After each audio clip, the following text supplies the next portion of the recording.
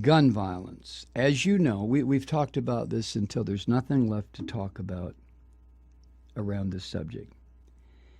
The United States Congress will never, ever, ever, ever pass comprehensive, sensible gun legislation until there is a progressive Democrat or some other party, but it has to be a progressive person who respects life, is in the White House. And until 80% of the House and the Senate are firmly in the hands of sane people, then comprehensive gun legislation will be passed. In other words, never. Well, there's a way around it.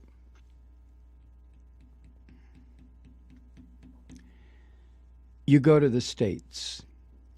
For example, understanding gun violence. You know, I've said before that I had a friend, Mark Rosenberg, who worked at CDC 22 years ago. He was going to apply for money for an epidemiological study of gun violence. And I remember he was quoted in the New York Times. I just knew him as Mark. I realized he was a doctor, but I just knew him as Mark and his wife and his two kids from the community pool we all used to go to in the summer. And I was on local radio, so they knew me, I knew them. And I remember, I told you this on the air, where he told me that once word got out that he was going to do these studies on gun violence, the NRA came down like white on rice and told Congress, don't you fucking dare give a penny for this research. So there were efforts to push it ahead anyway, and then Congress, the Republicans, made it clear to CDC that they would defund the whole goddamn thing if any effort was made to study the whys and wherefores of gun violence. So it's been over 20 years that this right-wing Congress has blocked federal money from being used for basic research on gun violence and its effects on public health, other than the fact that people get dead because of it.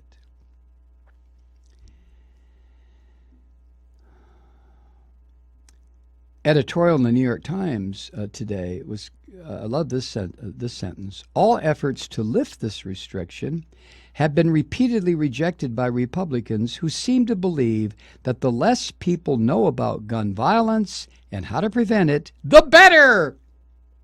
Yeah, that makes sense.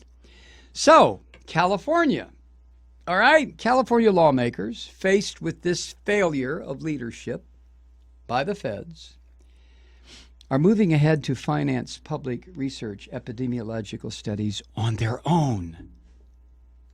I'll be goddamned. According to this editorial, the legislature in California voted last Thursday, a week ago, to allocate $5 million for a new center devoted to gun violence research.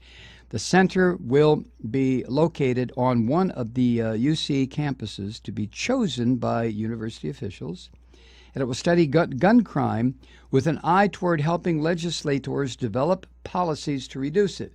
Now, they're not talking about Republican or conservative legislators. They're talking about Democrats within the state of California.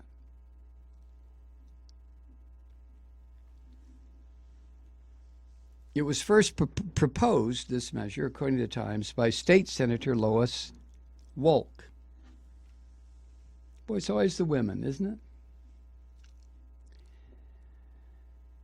Anyway, it's included in this year's budget bill, I guess fiscal 2017, which Jerry Brown has said he will sign, the governor. And this is just basic common sense. Because of the restrictions on federal funding, there's very little known about the effectiveness of many violence prevention efforts or about risk factors for committing gun violence.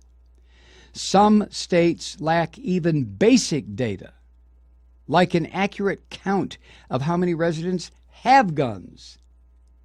Oh, well, if you count how many have it, then Obama, the Negro in the White House, will come down the street with a bunch of other Negroes taking all the white people's guns.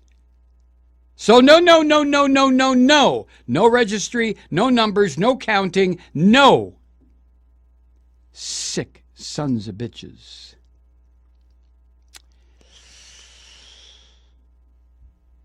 Nonetheless, the research that has been done has proved useful. A 2001 study by the Violence Prevention Research Program, the University of California, Davis School of Medicine, suggested that California's ban on sales of handguns to people convicted of violent misdemeanors reduced their likelihood of committing a future firearm crime or other violent offense. Well, I'll be damned. Who'd have thunk?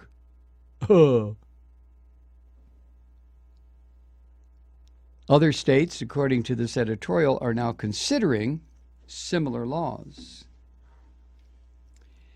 Researchers at UC Davis also found, this will not come as a blazing, shining beam of truth, but they also found that buying a handgun is associated with an increased risk of suicide. And they also found that restricting gun access among people with a history of alcohol abuse would be likely to reduce violence. Now, I don't know how you do that. How do you tell somebody who has the disease of alcoholism you can't have a gun because we're trying to reduce violence?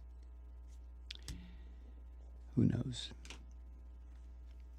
Anyway, the legislators in California cited that Davis program from 15 years ago as a model for the new center. And a physician who directs that program, Garen Wintermute, suggested that the new center would study why California's rate of firearm deaths has dropped by about 20% over the past 15 years, while the national rate has remained largely unchanged. Researchers aren't sure at this point. This is why they do the research. They're not sure whether California's drop is a result of state gun safety laws, economic factors, or something else. Maybe there's a gun fairy running around taking people's guns and leaving a $10 bill. Who knows? They don't know.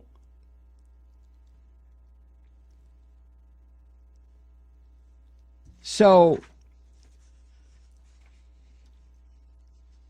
I don't know how long the research will take. Usually when you do these kinds of studies, it's my understanding, what do I know?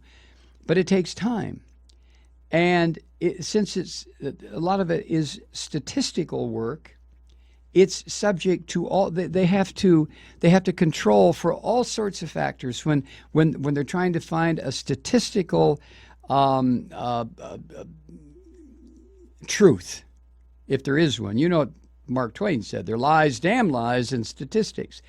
So they're dealing with certainly an imperfect and uncertain medium. Statistics is going to be in there, which means, among other things, it's going to take time. When you do epidemiological studies, dear God, remember the Ebola outbreak.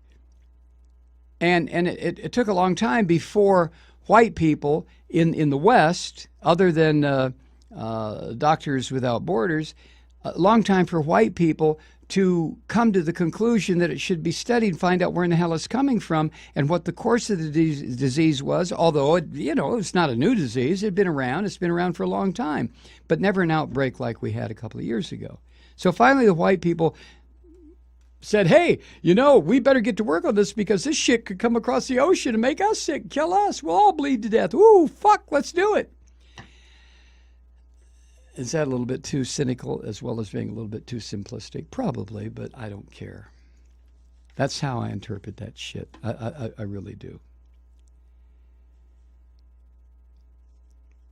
So maybe California's determination to do these studies will have an effect on other states because, like I said, it doesn't make any difference how many sit-ins or John Lewis's show up in the House chambers. It doesn't matter. After that 25-hour sit-in, not filibuster, sit-in, a couple of experts, reporters actually, were asked, well, is this going to have an effect? No, fuck no, of course not. Of course not.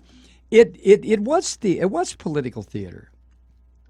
And it was political theater of a kind that should be used more often. At least it gets the attraction, it gets the attention of the media, and they show up with their cameras and they interview people, and word gets out to the meatheads out here, those of us who don't have a fucking clue what's going on, and all of a sudden, oh, really? They had a sit-in? And what was it? Oh, they just want people who are on the terror list not to be able to buy a gun. Oh, well, that's absolutely shouldn't happen. You mean they shouldn't be able to buy a gun? No! I mean, they shouldn't be stopped from buying a gun. That's the Second Amendment. A well-regulated militia.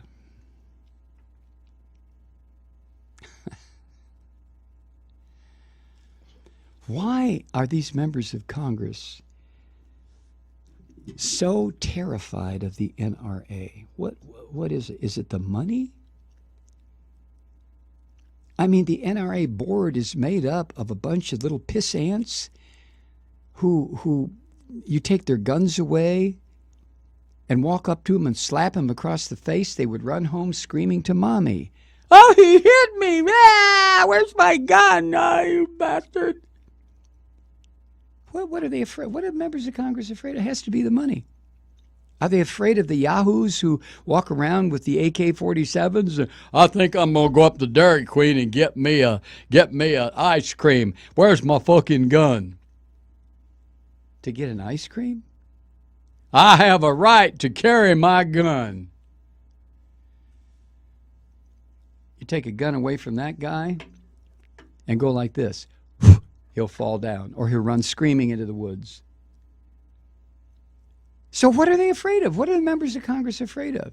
The NRA board, it made up a bunch of chicken shits, chicken hawks. All, yeah, the rocker guy. Who was that, Kathy? Ted Nugent, who shit his own pants and walked around it for 3 days to avoid the draft, and now he's on the board of the NRA, or he was. I don't know if he still is. That's perfect.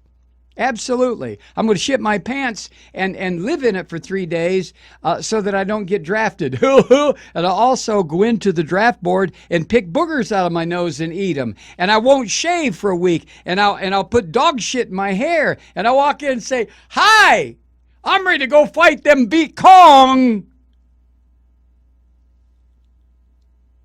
That's NRA board member.